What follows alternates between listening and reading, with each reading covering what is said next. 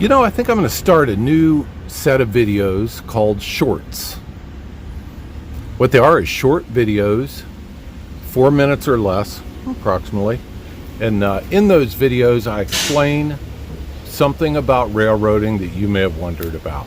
So today we're going to talk about something that really could be in car and locomotive, but it's journal boxes.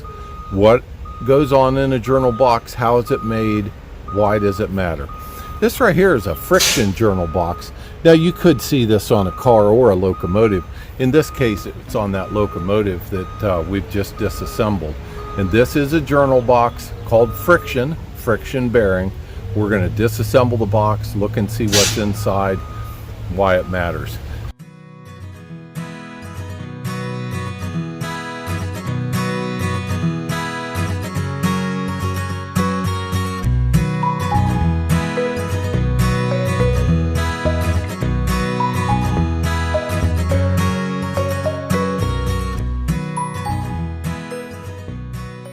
Inside of there is oil, a big pad like the end of a mop that holds oil.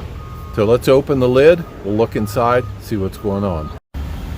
Okay, so the lid's open. That's where the oil would go. There's that, what looks like a mop head, sometimes I think called waste. And in the old days, before a train left or when they checked it, they would open this lid and they had that big tall oil can with the big snout, and they would put oil in there because without oil, this thing's going to burn up. Hence the term hot box. Box without oil equals hot box.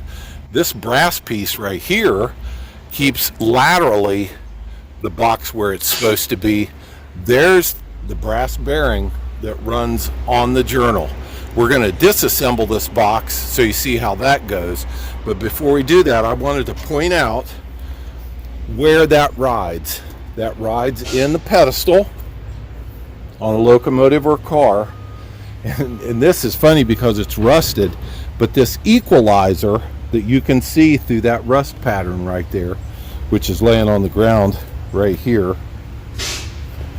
that sits under the spring pack on top of the journal box. That's how you get some suspension in the truck, and that's how it rides up and down in there, and how that bearing holds the axle in place. So in the top of the journal box, there is this groove. That's what holds the equalizer in place. So I'm going to run and get some tools. We're going to take that journal box apart, see what the axle looks like.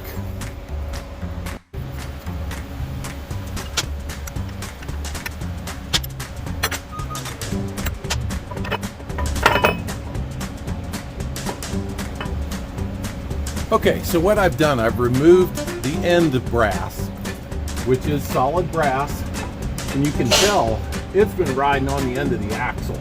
That's what keeps the axle in place, the journal box in place. End brass. Okay, that would give you a better view of the waste down in there.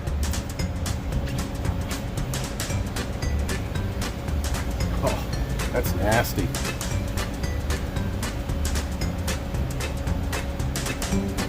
I could dig all that out of there, but I don't think I need to, and I don't think I want to. So I'm going to rotate this over and see if we can get the brass out of the bottom. What will be the bottom.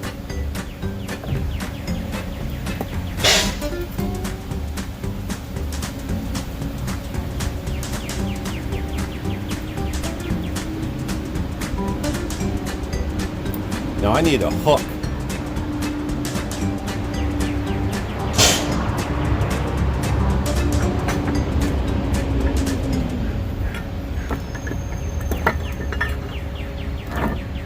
Okay, this is the carrier for the journal brass. It's coming out nicely. This is made of steel and is the shape that it would need to be to hold the journal brass.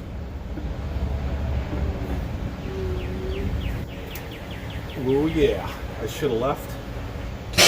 Maybe should have left that in there.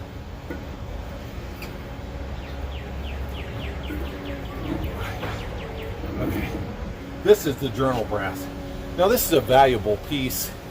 The owner that's having this disassembled, of course, wanted this. This is brass, probably lined with babbitt. Very important that this stays lubricated. What does that? The oil in the mop head.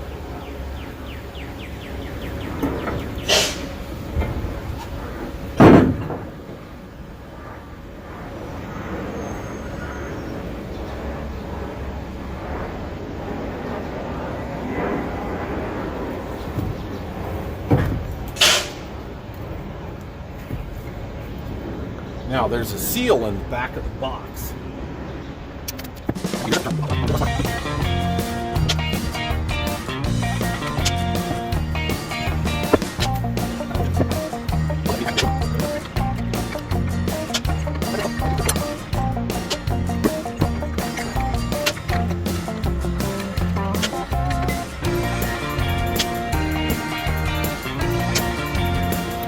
I think I'm gonna have to go get a hook.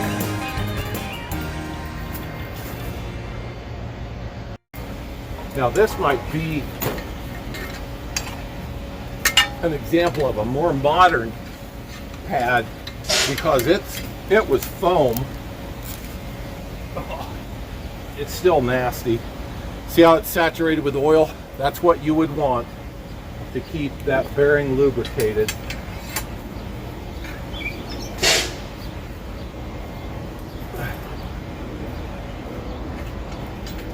Oh, there's the old kind, I think. It's like a mop head.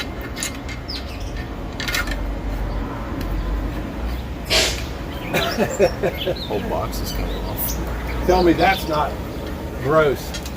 You've got some comparisons. Okay, there it is.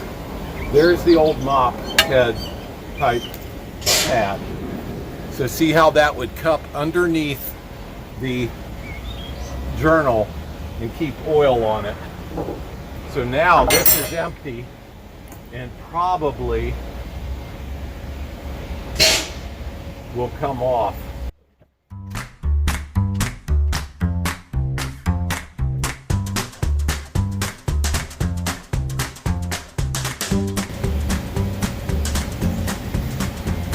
So let me review.